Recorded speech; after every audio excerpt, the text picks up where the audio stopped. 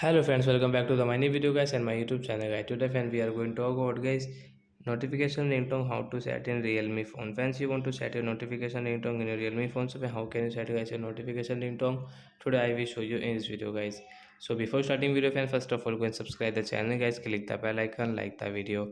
So friends, now let's see guys how can we set notification ringtone. So friends, open your phone setting to set your notification ringtone. After on phone setting I scroll it. Hence you can see this type of setting. Friends, click on guys sound and vibration to set your notification ringtone. Then guys scroll it. Friends, you can see notification sound means ringtone setting guys, tap here.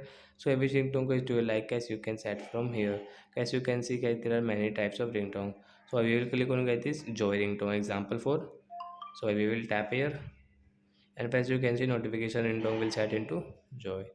So like that guys you can set your notification ringtone in your Realme phone. So that's it guys, thanks for watching the video guys. I hope friends you have understood how to set notification ringtone. So that's it guys, thanks for watching the video. Bye guys.